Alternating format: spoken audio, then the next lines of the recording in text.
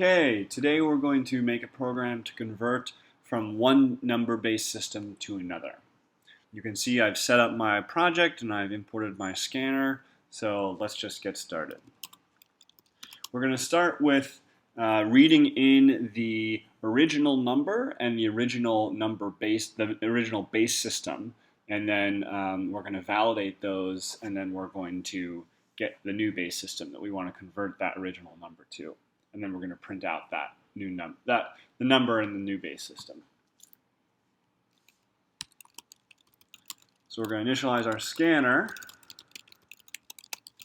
as usual, and we're going to represent our original number and our new number as strings. Remember, we don't want to use integers because integers are sort of use the sort of default base 10 system that we're all used to. So we're going to just literally represent our number as a string.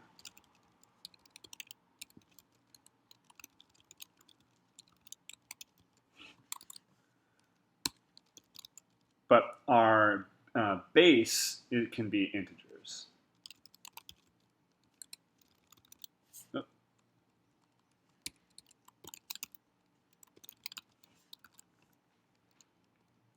Okay, so let's get the original number and the base from.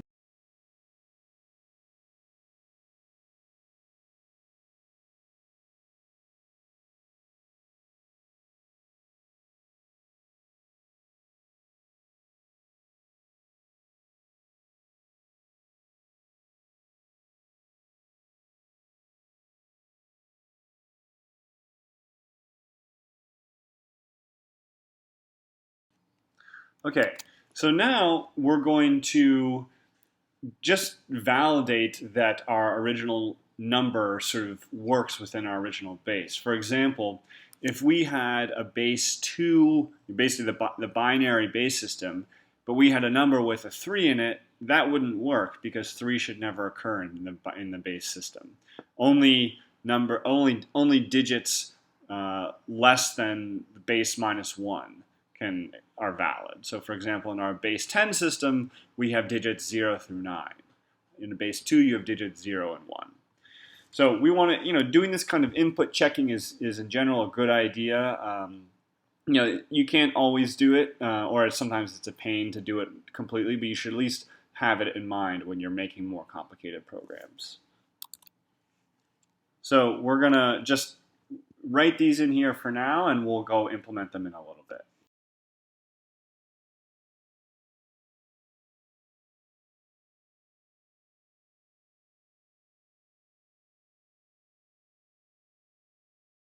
Okay, so Eclipse is underlining those because it says, hey, you don't have these methods defined, and that's okay. We're gonna do those in a little bit. But let's just code up the rest of this main part of the program. So we're gonna get the new base.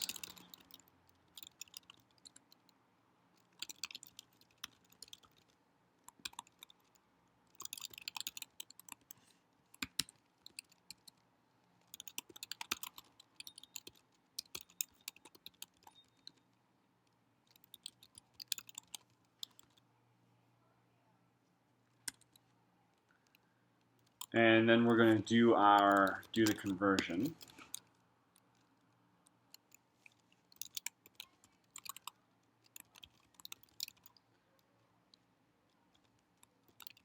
And again, I'm just making up a method name here. We're going to pass it the original number, the original base, and the new base. And we're going to get back the new number in the string form.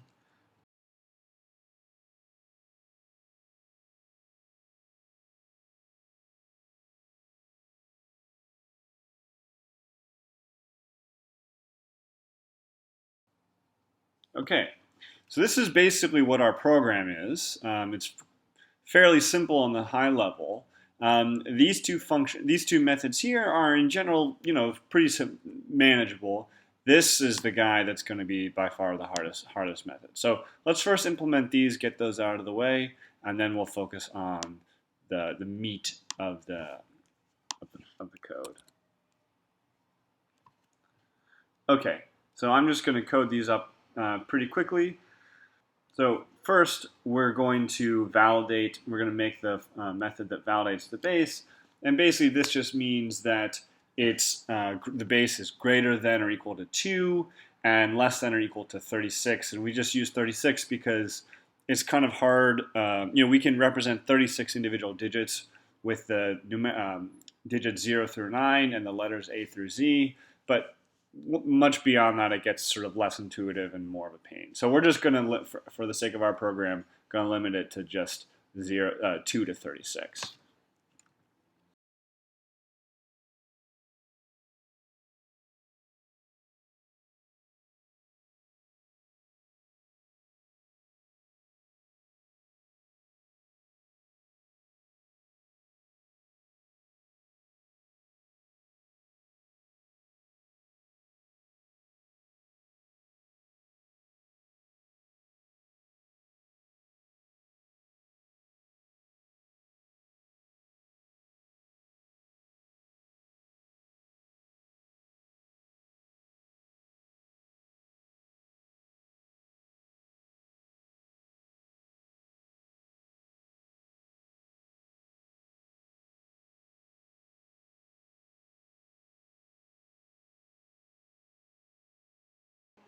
And here, notice that I've just passed. I'm closing the programming, exiting with status 1, which generally means an error. Status 0 usually means success. Status 1 means error. Okay, so there's that. So that's probably pretty good. So let's now make the validate num in base method.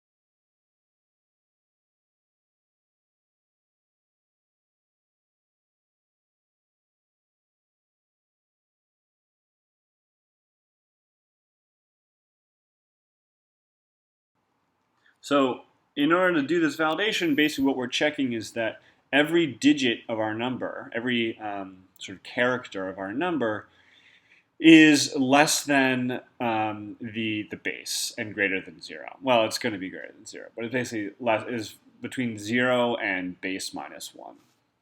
And this is a little bit tricky when we have digits that are more than just when we have more than 10 digits. So if we have 36 different digits, that means the first 10 are 0 to 9, and the next bunch are capital A to up until Z. For example, the hex-based system has 16 digits. Excuse me, the hexadecimal-based system has 16 digits, and so that the first 10 are 0 through 9, and the last 6 are A through F. So it's a little bit trickier because we have possibly letter digits in there as well. Okay, so we're going to just make a variable called digit for character digit, so type char. Okay, and we're basically just going to loop through every single digit and check it.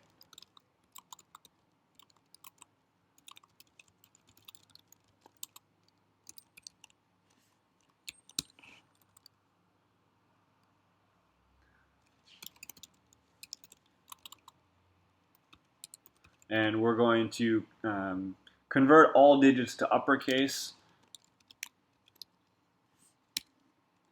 just to make things a little bit easier. Okay, so now we're getting the character at digit D.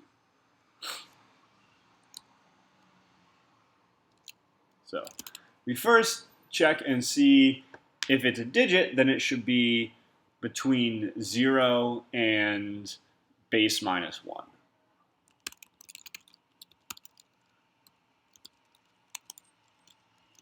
And here we're using the isDigit method of the static method of the character class, which is nice.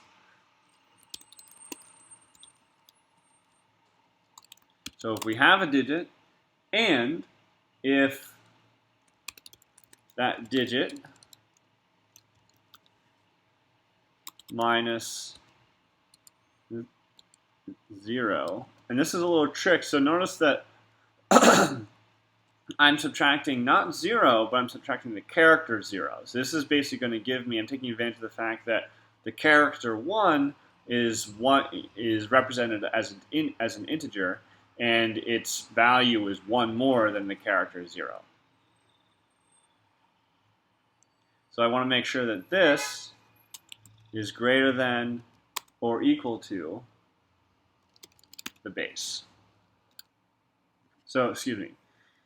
I want if this is greater than or equal to the base. So basically, then we want to print out an error.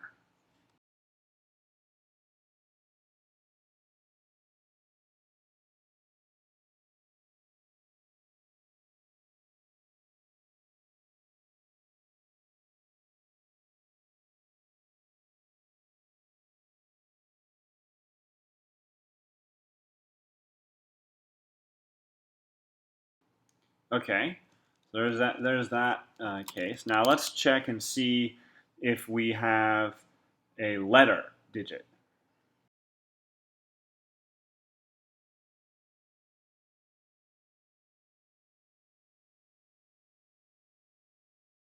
So now we're going to subtract the uppercase A, and we're going to add 10 to that, because if we have a character digit or a letter digit, then we're going to assume that that we have 9 digits before that are numbers. I'm just going to put it on another line just to make things clear. And we want this, so if this is also greater than or equal to the base, then we want to print out basically the same error message.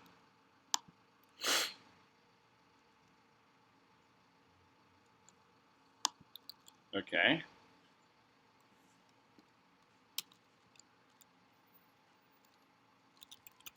And finally, if the character is neither a letter nor a number, nor a digit, then we're going to assume that it's bad. So for example, if there were a pound sign as a character, because we're limiting our base to 36 here, that would not be valid. So we want to test for that.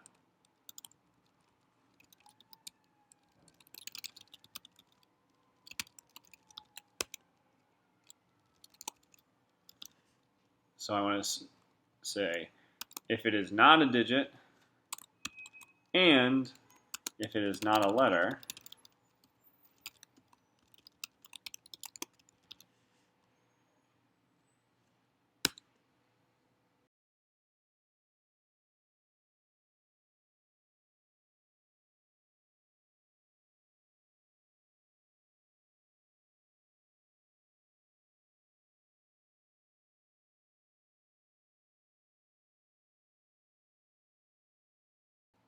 okay. So basically, if we get to this point right here, that means all of the characters in our number are valid, and so we're not doing anything. So basically, if this method executes without one of these errors, then we're good to go. So let's minimize those just to put them out of the way. And let's just test them really quick. So I'm just going to comment out this stuff.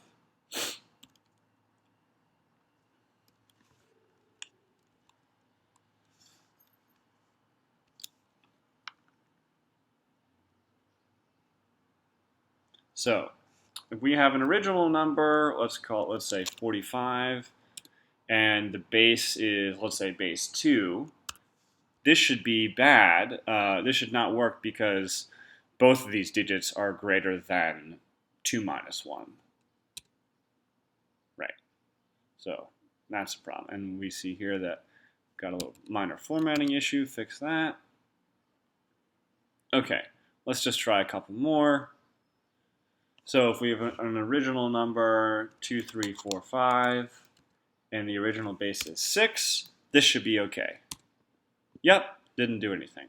Okay, so I think this is working okay. So let's go on to the meat of the program.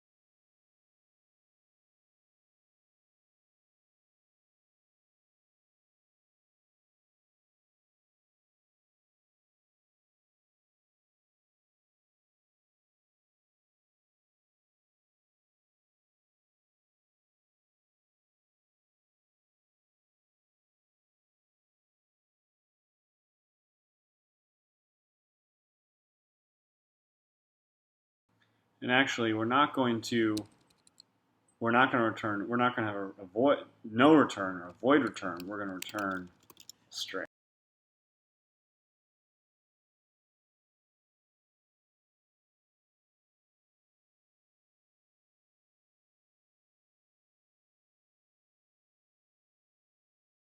Right. So here, Eclipse is saying that it doesn't like that because we haven't returned a string yet. Okay, so let's fix that. Well, actually, we'll add that later. We won't worry about it now. Okay, so basically what our strategy here is going to be convert our original number into sort of a base 10 or maybe binary, depending on how you think about it, using the sort of math libraries. We're going to be using the power function method in particular. So convert it to sort of a base 10 number that we can sort of think about, and then convert that base 10 number to our second base system. To me, this is the most intuitive and straightforward way of doing it, though I'm sure there are other, maybe slightly more elegant or more fancy ways of doing it. Okay, so what we need to do is just sort of loop through every digit in our original number and get its value and add that to some total value. So so this total value we're going to initialize to 0, okay? And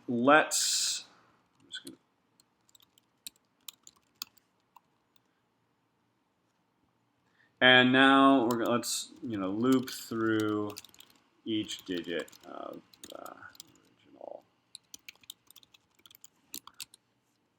Okay.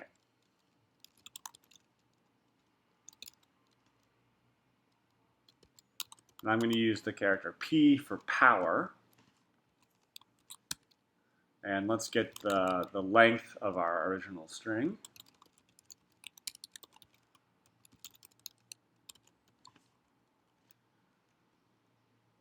While P is less than L,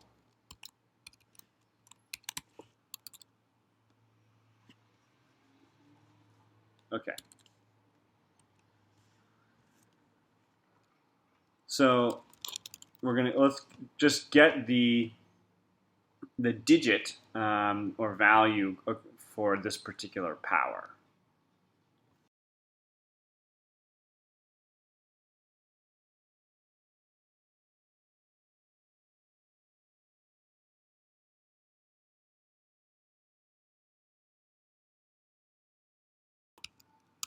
Now, notice here, okay, first I need to add a variable called chdigit, which is of type char. Okay, second, why am I using L minus 1 minus P instead of just P here? Well, that's because the way that we usually think of numbers is the least significant digit is the rightmost digit. And that's sort of arbitrary why it's that. Other number systems it may be the other way, but at least in our traditional number system, the least most, so if you have the number 11 or let's say 21, the 1 is the least significant digit and the 2 is the most significant digit. And 321, the 3 is most and the 1 is least. So the right-hand digit is the least significant digit. And so in order to get that, we need to get the index, basically the 0th power. When p equals 0, that corresponds to the to the least significant digit. And so that's the character, that's the last character in our string. So it's the character at L minus 1, which is basically the last possible index, minus p. When p is 0, it's just L minus 1. So as p increases, we're going to be getting more and more significant digits. So hopefully that makes sense. So we basically here, we're just getting the uppercase version of our digit. And notice that the 2 uppercase doesn't affect 0 through 9. Okay, so now let's get the decimal value of our character.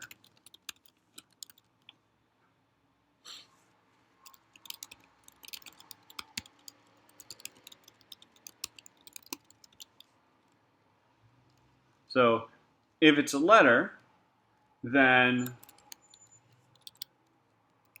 the decimal, then let's actually make another value, which we're going to call decimal digit, basically for the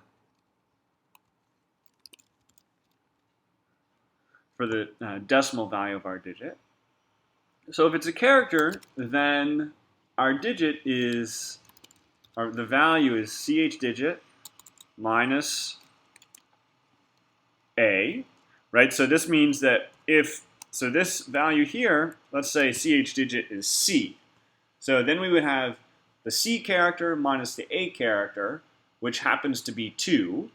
And so the decimal, but the decimal digit is not 2. It's 2 plus 10, because that's how many digits that come before the start of the a digit. Hopefully that makes sense. Okay, that's the nuance when you have both digits and characters in your string. So if it's not a letter, and it's a digit,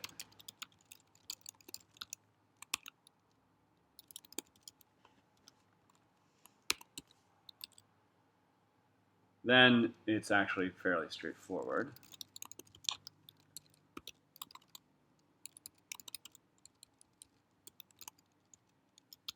Here we're just going to subtract 0. Again, if this ch is, let's say, if it's the digit 5, but as a character, it's not going to be an int, it's going to be a character, the character 5, then 5 minus 0 is going to be 5. Because the character 5 is encoded as a number that happens to be 5 more than the character 0. And if it's not, so we should never get to this point because we did our validation in this function. We should never get to the fact that if it's a letter or a digit, but it doesn't hurt just to do this kind of checking because sometimes you don't always want to assume that everything outside your particular method, this particular method, we don't necessarily want to assume too much, and it doesn't really hurt to add in this little check.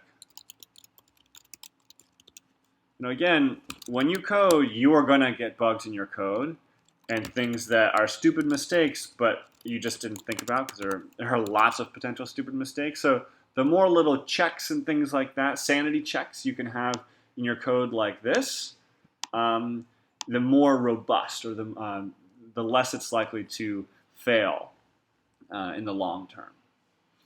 Okay, so we have the decimal value of our digit that we've stored here, and let's just add that to our value. So we're going to take our value and we're going to do plus equals, which again, if you're not familiar with the syntax, is the same thing as val equals val plus. It's just a little more compact. So it's going to be the decimal digit times a certain power. So we're going to use the math.power library. And we're going to use we have to cast this as we have to cast our original base as a double. Actually, no, we don't.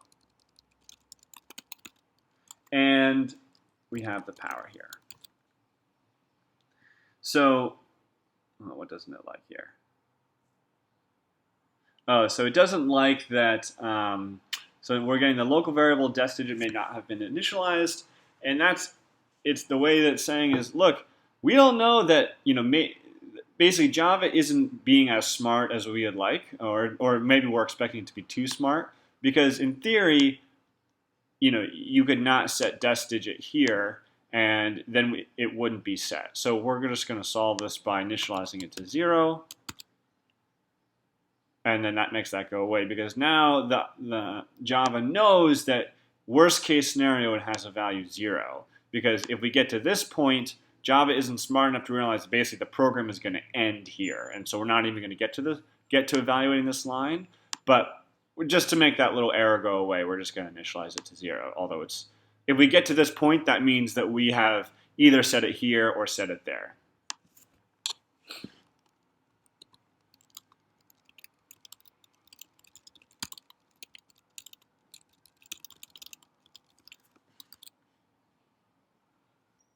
Okay, so in this loop here, we've basically figured out what the value of our number. We've taken this string and converted it to an actual decimal number.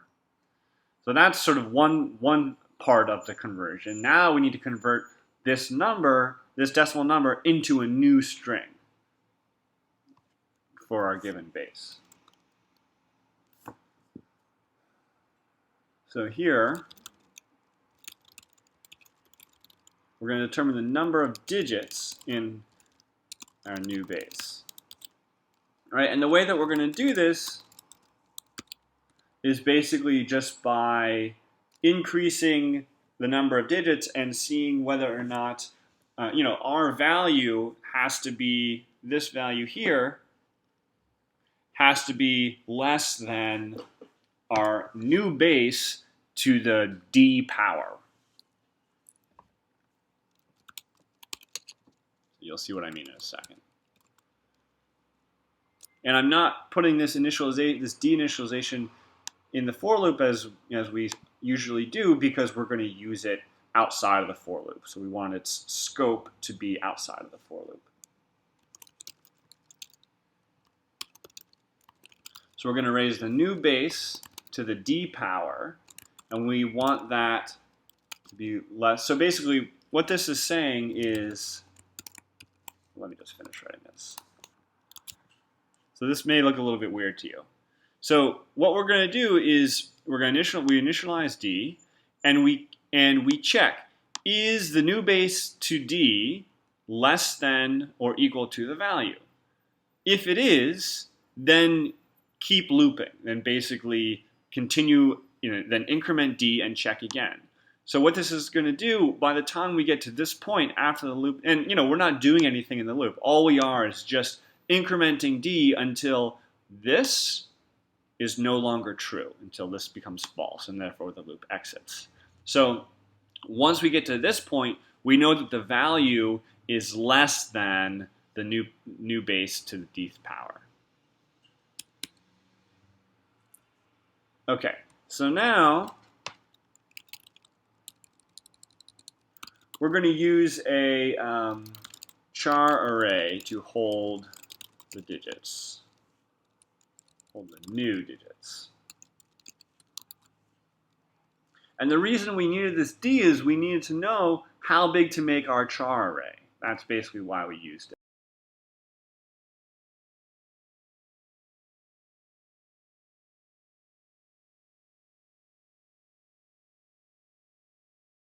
So now what we're going to do is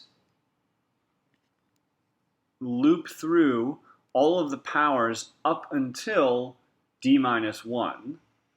Or actually, we're going to start with d1. Well, you'll see. So we're going to start basically with the largest power, and then we're going to go to the smallest power. So the first power is d minus 1. Again, this is because we include the 0th power, we're going to start at d minus 1. So for example, again, in a base 10 system, if we had the number 321, that d there is 3, but we're only going to, so that the highest power is going to be 10 to the 2, or 100. So hopefully that makes sense. Okay, and we're going to keep looping until p, while p is greater than or equal to 0. And we're going to go p minus 5. Notice, usually when we do a loop, or often when we do a loop, we're incrementing a variable, but you can just as easily decrement as we're doing here. So we're going to calculate the digit for this power of new base. Okay, so how do we do this? So first, let's get what, let's actually just get the power number.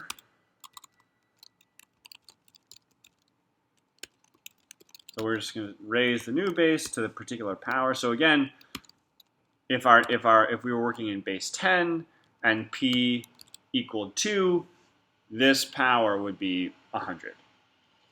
Right? So that's basically, so once we have that, now what we can do is divide our value by this to get the particular digit that is going to occupy this slot. So the decimal digit, again, we're just going to reuse the thing that we had here, equals val divided by power. Now, okay, so again, let's stick with our example of 321. That's what this would be. If power is 100, val divided by power, because these are both doubles, are going to be, and actually we actually need to make our power here, right? Saying there's no variable there, so let's just power. Okay, so because these are both doubles, this is going to be 3.21. Again, 321 divided by 100. Now we don't want we just want it to be 3.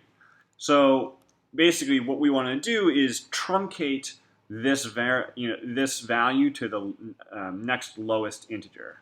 So we're going to use the math.floor method.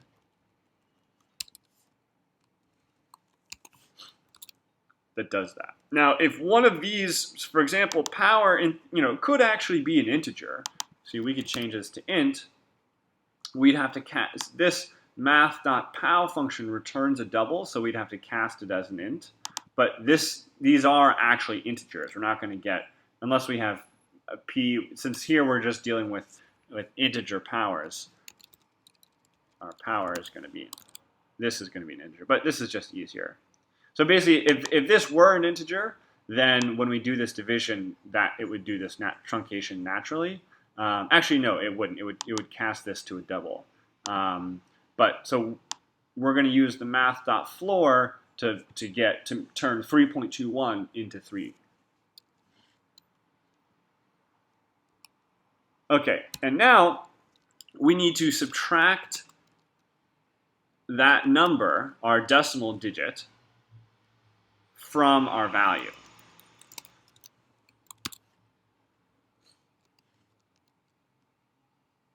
And actually, but it's times that. So what this means is, again, if our number is, or if our value is 321, our power is 100, our decimal digit becomes 3.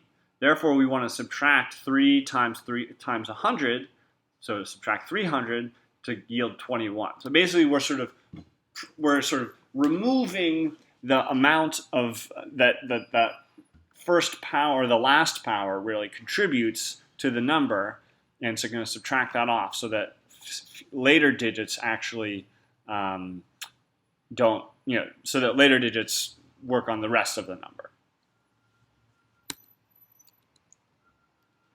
Okay, so let's just store this digit.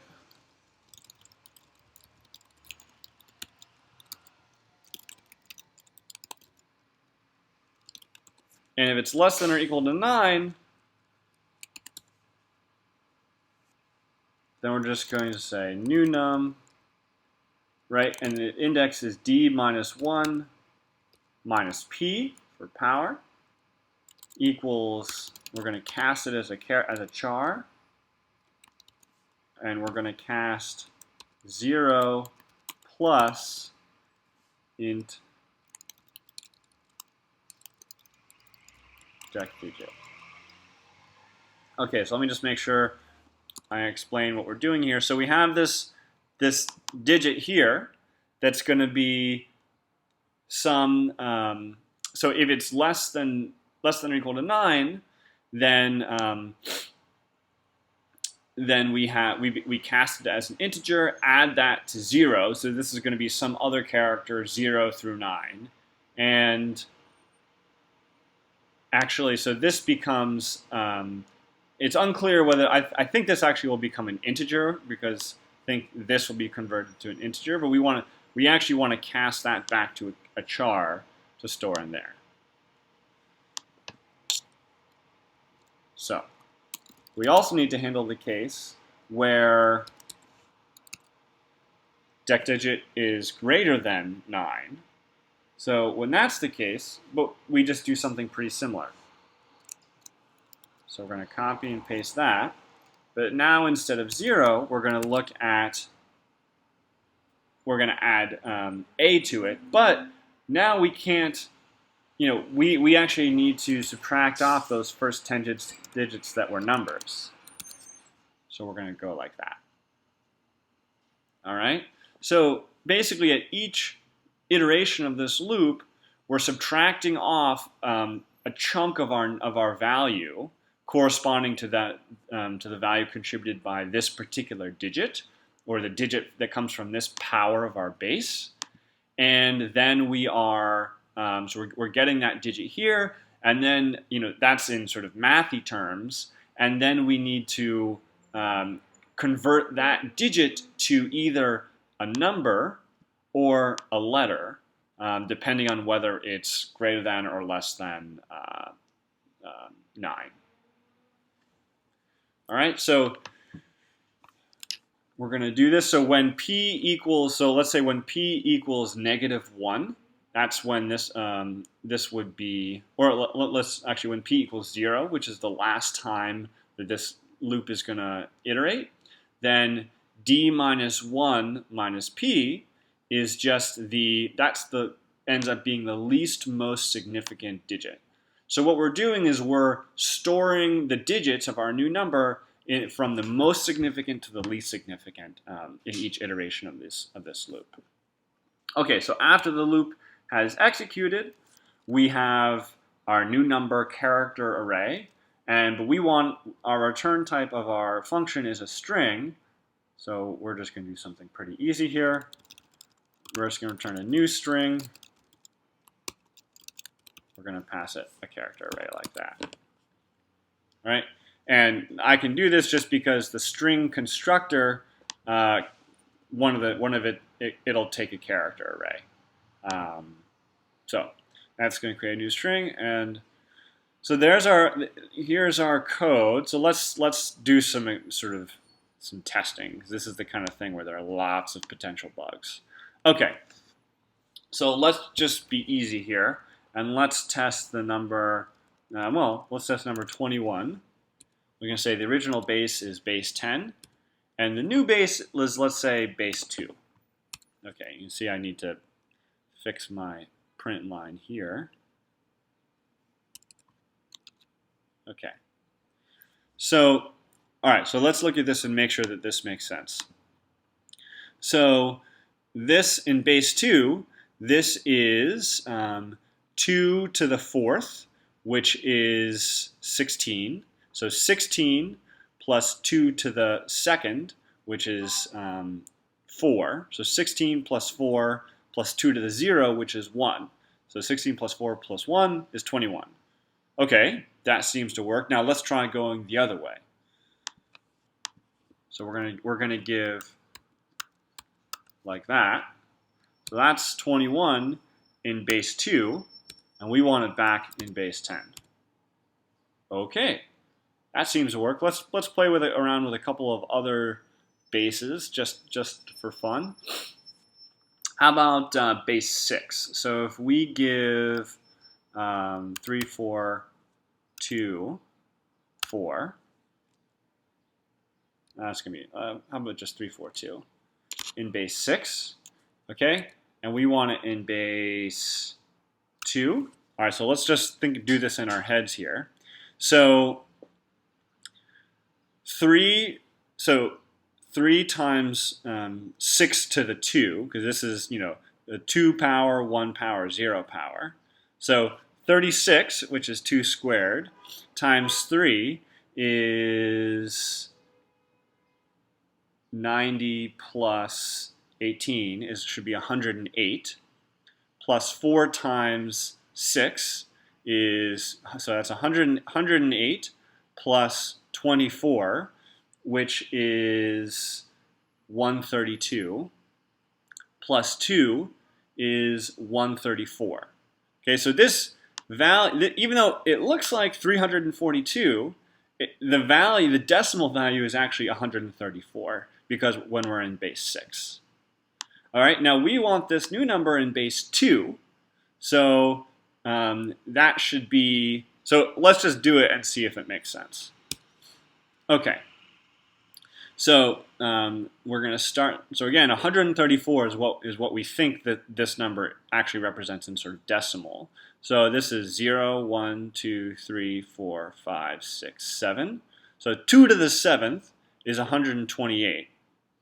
Okay, so we have 128 plus 2 to the 2, which is 4, so that's 132, plus 2 to the 1, which is 2, which is 134. And so that's what we thought it was, and so it looks good.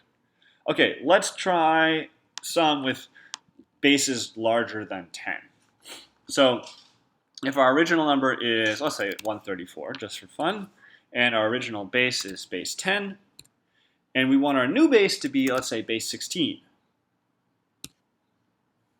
So you'll notice that there are no actual characters in here, but let's think about this. So our new number is 8 times 16 to the 1 here.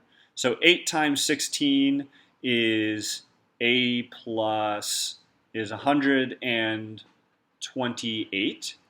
128 plus 16 to the 0, which is just, which is 1. So 128 plus 6 times 1 is 134. Okay, let's try another one. So let's try 1,000 in base 10, and now let's try it in base 16. So here we have a crazy digit, a crazy letter in here. So let's think about how this works. So here, this is 3 times 16 squared. So 16 squared is 256. 3 times 256 is, well, actually, I'm too lazy. Let's just get it out here. So 3 times 256 is 768. So 768. Now, okay, so E is A, B, C, D, E. That's the 5th letter, but it's actually the 15th digit. So this becomes 15 times 16 to the 1. So plus 15 times 16 equals 1,008. That doesn't seem quite right. Is not quite right. Okay, so something is happening here that I'm not quite understanding. And this is very common. This is going to happen. So now what we should do is use the debugger. So this is a really powerful thing that allows us to see what step through of our code and see what's happening. So the way that we do that is we're going to go to run and we're going to debug. But what we're going to do is we're going to add a breakpoint right here. So you'll see what that means in a second. Okay, so we're going to run and we're going to debug. So let's just put in the same thing. 1,000, 10, 16. Now, so we're going to say yes, and now it's going to open our debugger, which is basically, we can see all sorts of fun things here. Here we can see a bunch of the values of our variables. We can see where we are. We can see the values of our various things. So we can get lots of information. And actually, I'm going to, we'll just leave all this stuff. We can get lots of information as we step through the debugger. So, okay, so let's just look here. So our new base is 16. Our current power is, let's see, usually if we hover, it equals 2 there. And yeah, so what we're going to do is step. Here, these are handy. So we're going to just step into the next statement. Okay, so here we see that our power is 256, right? That's 16 squared. Okay, the decimal digit, which is our value, which is 1,000, divided by 256, right? So that should be 3. And if we step in one more,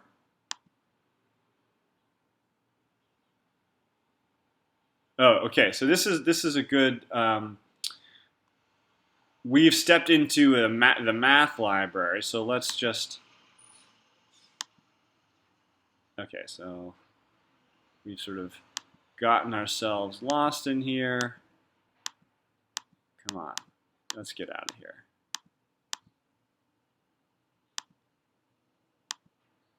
Okay, so that's an example. Because we stepped into it, we sort of descended down into the math.floor function, which we don't really want. So that's when we really should have used this guy, which is the step over, which doesn't sort of descend into the function. But anyway, so our decimal digit here, so let's just do one more step. Yeah, so the decimal digit is 3, as we expected. And our value is now 1,000. Well, let's step one more. It now becomes 232, okay? Because 3 times 256 is 768, and we now have value. Okay.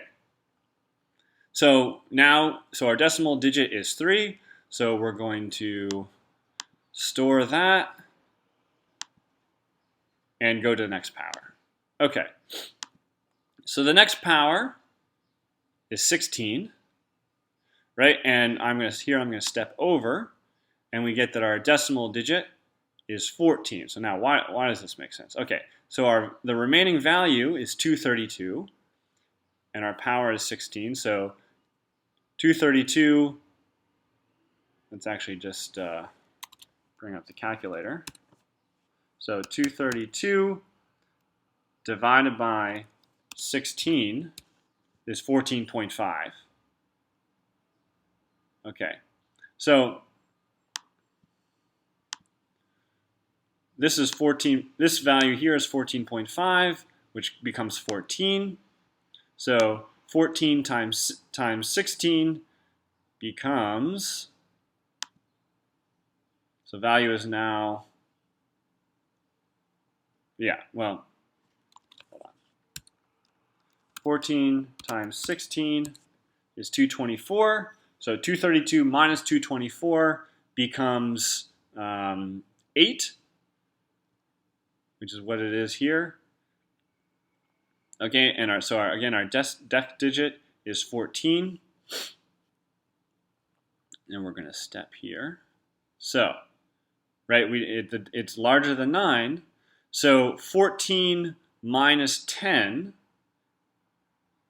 is 4, and 4 plus A, so it is E. That's how we get it. I now understand the mistake I was making before, but it's a little bit too complicated to explain the wrong calculations of my mind. Okay, and so we get, so let's just step one more. Right, so they basically, this becomes 4, A plus 4 is E. And then I think we have one more. Yeah, we have 8, so let's just step through that. Right, so the power, since P is now 0, our power is 1. We're going to step over that. So the decimal digit is just 8 because our value is 8 and our power is 1. So 8 divided by 1 is 8. That just becomes that. And our value here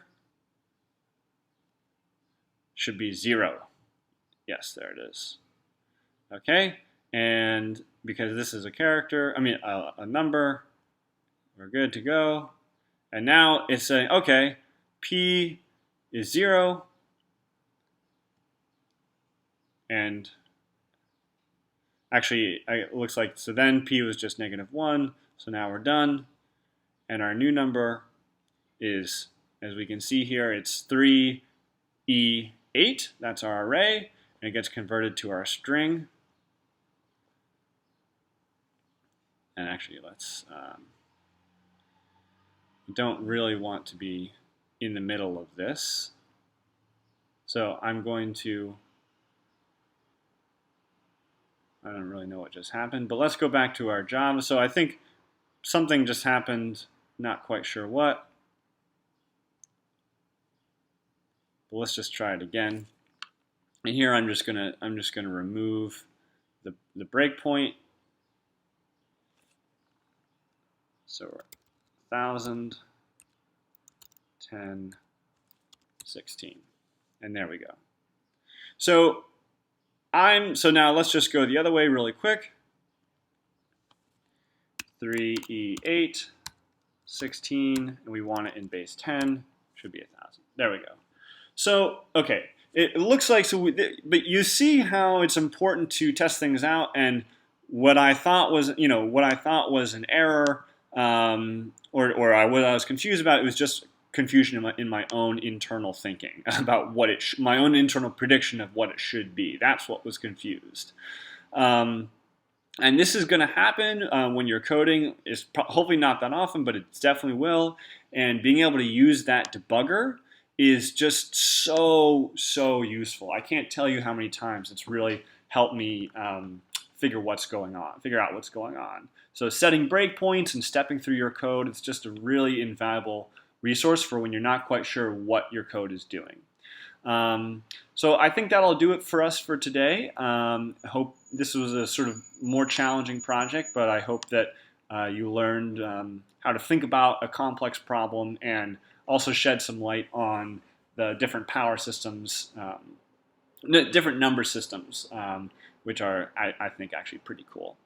Okay, so that's all for today, and good luck in your future projects.